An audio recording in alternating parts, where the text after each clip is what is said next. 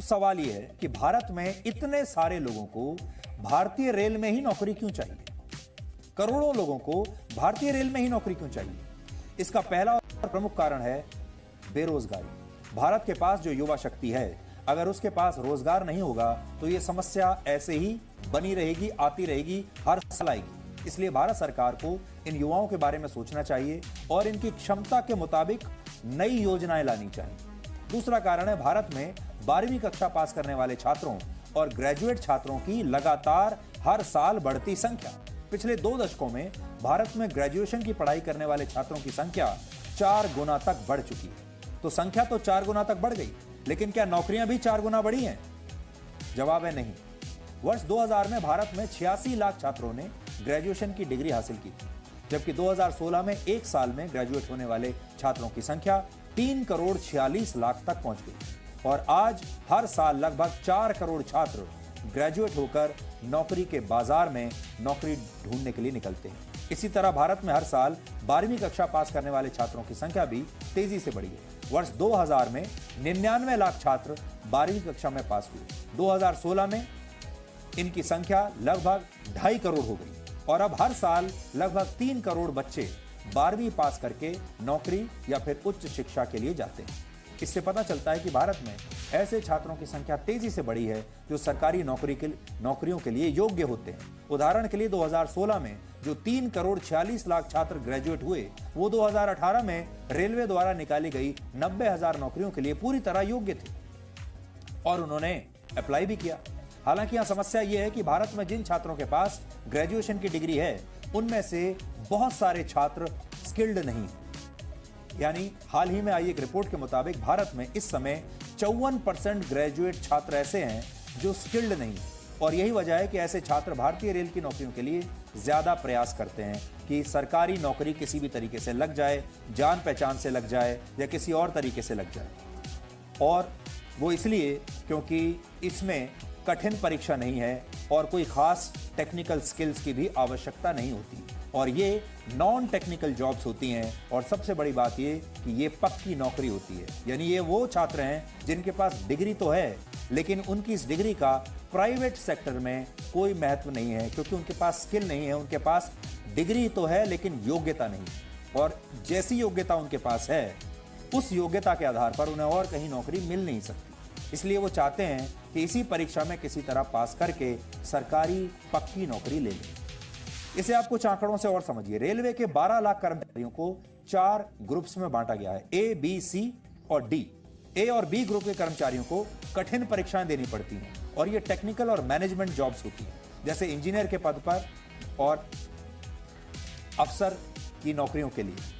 आपको जानकर हैरानी होगी कि भारतीय रेल के 12 लाख कर्मचारियों में ए और बी ग्रुप के केवल 1.2% कर्मचारी हैं, यानी जो अफसर लेवल के हैं, जबकि लगभग 92% कर्मचारी ग्रुप सी के हैं। ग्रुप सी मतलब वो नौकरियां जो नॉन टेक्निकल हैं, जिसमें कोई स्किल सेट आपको नहीं चाहिए। इस समय भारतीय रेल सरकार द्वारा मिलने वाले बजट पर बहुत कुछ निर्भर है, लेकिन उसे अपना रेवेन्यू बढ़ाने की जरूरत है। इस समय अगर भारतीय रेल 100 रुपए कमाती है तो उसमें से लगभग 96 रुपए खर्च कर देती है और इन 96 रुपए में से लगभग 64 रुपए रेलवे को अपने कर्मचारियों को वेतन और पेंशन के लिए देने पड़ते हैं। इसमें से 64 रुपए जो है वेतन और पेंशन का खर्चा है।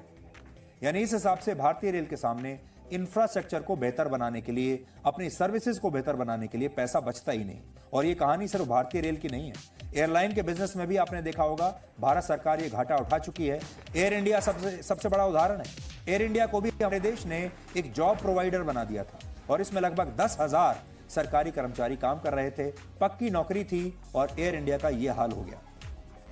हालांकि भारतीय रेल इस सवाल से बच नहीं सकता कि नौकरियां देने में उसे इतने साल कैसे लग सकते हैं और परीक्षाएं लेने में और उसके बाद उनका नतीजा डिक्लेयर करने में इतने साल कैसे लग सकते हैं।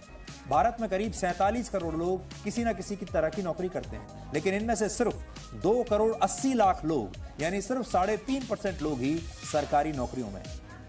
हालांकि सरकारी नौकरी हासिल करने का सपना देखने वालों की संख्या इससे कहीं ज्यादा है और यह विडंबना है कि हमारे देश में लोग अक्सर सरकार की आलोचना तो बात बात पर करते हैं, बात बात पर सरकार को गाली देते हैं, सरकार का हर काम खराब ही होता है, उसे नाकाम बताते हैं और हमेशा सरकार से नाराज ही रहते हैं। लेकिन नौकरी इन सारे लोगों को सरकार में ही करनी होती है। यानी सरकार को गाली भी देंगे लेकिन नौकरी सरकारी ही चाहिए। भारत में बहुत सारे लोग परीक्षा देकर, पैसा देकर या किसी नेता, सांसद या विधायक से पहचान के दम पर किसी भी तरह से सरकारी नौकरी पाना चाहते हैं। इसकी सबसे बड़ी वजह यह है कि सरकारी नौकरियों में काम के घंटे तय होते हैं। ज़्यादातर कर्मचारियों को तय घंटों से ज़्यादा काम नहीं करना पड़ता। लेट जाने और जल्दी दफ्तर छोड़कर निकलने की आज़ादी होती है। हालांकि हम ये नहीं कह रहे कि सारे सरकारी कर्मचारी ऐसे ही होते हैं। कुछ सरकारी कर्मचारी इसका अपवाद भी हैं, कहीं कहीं पर अच्छा काम भी होता है, तो उन्हें हम डिस्करेज नहीं करना चाहते। दूसरी वजह यह है कि सरकारी नौकरी प्राइवेट नौकरी के मुकाबले ज़्यादा सुरक्षित होती है। जॉब सिक्योरिटी सरकारी नौकरी से निकाले जाने की संभावना ना के बराबर है, जबकि प्राइवेट सेक्टर में आपकी नौकरी सिर्फ तब तक है जब तक आप ईमानदारी से अपना काम कर रहे हैं और अपने लक्ष्यों को पा रहे हैं। सरकारी नौकरी में तनख्वाह अच्छी होती है, दूसरे भत्ते भी मिलते हैं, समय पर छुट्टियां मिलती हैं, घर खरीदने के लिए आसानी से लोन मिलता है, बीमा और पेंशन मिलती है। इसके अलावा निश्चित समय पर आपकी सैलरी बढ़ती रहती है, चाहे काम में आपका प्रदर्शन कैसा भी हो। जबकि प्राइवेट सेक्टर में लोगों को सैलरी में इंक्रीमेंट के लिए जी तोड़ मेहनत करनी पड़ती है। जो लोग प्राइवेट सेक्टर में काम करते हैं, मेरे जैसे, उनसे पूछिए। सरकारी नौकरियों की चाहत के पीछे एक बड़ी वजह रिश्वत भी है। सरकारी नौकरी में अगर पैसा कम भी हो तब भी कई कर्मचारी रिश्वत लेकर अच्छा खासा पैसा कमा लेते हैं। 2019 में एक सर्वे में हर 2 में से एक भारतीय ने माना था कि उन्होंने अपना काम करवाने के लिए सरकारी कर्मचारियों को रिश्वत दी। यानी सरकारी नौकरी में ऊपर की कमाई की संभावना हमेशा बनी रहती है और ये ऐसी संभावना है जो सबको बड़ी हसीन लगती है। आज हम आपको कोचिंग माफिया के बारे में भी बताना चाहते हैं, जो इन छात्रों को झूठी उम्मीद दिखाकर सरकारी नौकरियों की तरफ आकर्षित करते हैं। भारत में 70 से ज्यादा ऐसे कोचिंग सेंटर्स हैं जो सरकारी नौकरियों की तैयारी कराते हैं और ये धंधा बहुत मुनाफे वाला है, क्योंकि अगर छात्र कोचिंग लेने के बाद भी सरकारी नौकरी की परीक्षा में फेल हो गए तो इसके लिए छात्र खुद जिम्मेदार होते हैं। ये कोचिंग सेंटर्स छात्रों को उनकी फीस नहीं लौटाते, इसलिए ये जो पूरी कोचिंग सेंटर का जो बिजनेस मॉडल है ये सरकारी नौकरियों पर ही आधारित है। और ये कोचिंग सेंटर्स ऐसे छात्रों को भी अपने यहाँ ले लेते हैं जिसका कोई चांस ही नहीं है परीक्षा में पास होने का, लेकिन क्योंकि इन्हें पैसा कमाना होता है इसलिए ये उन सारे छात्रों को कंफ्यूज करते हैं। आज हम इनसे कहना चाहते हैं कि सिर्फ उन छात्रों से पैसा लीजिए जिन्होंने परीक्षाएं क्लियर की हैं, और जिनकी परीक्षा क्लियर नहीं हुई हैं उनके पैसे वापस कर दीजिए। उन सारे अध्यापकों से कहना चाहते हैं उनके पैसे, छात्रों के पैसे वापस करिए, क्योंकि जो शिक्षा है ये बेचने की चीज़ नहीं है, शिक्षा बिजनेस नहीं है। आज जब भारत में सरकारी नौकरियों के लिए बहुत भीड़ भाड़ है तब पूरी दुनिया में मास रेजिग्नेशंस का ट्रेंड चल रहा है। आपने देखा होगा 2021 में पूरी दुनिया में 3 करोड़ लोगों ने अपनी नौकरियां छोड़ दी। और सोचिए हमारे देश में नौकरियों के लिए तोड़फोड़ हो रही है, हिंसा हो रही है, और हमारे देश के छात्र क्या कुछ करने के लिए तैयार नहीं है। आखिर में हम अपने इन छात्रों से ये कहना चाहते हैं कि अपना स्किल सेट बढ़ाइए, परिश्रम कीजिए, अपने आप को इस काबिल बनाइए कि आपको ना सिर्फ सरकारी नौकरी मिल सके बल्कि आप प्राइवेट सेक्टर में भी बहुत सफल होकर अपना काम कर सकें। अगर आप अपने परिवार के लिए कुछ करना चाहते हैं, अपने समाज के लिए, अपने लिए कुछ करना चाहते हैं, तो सिर्फ कुछ मुट्ठी भर सरकारी नौकरियों पर आश्रित होना बंद कर दीजिए।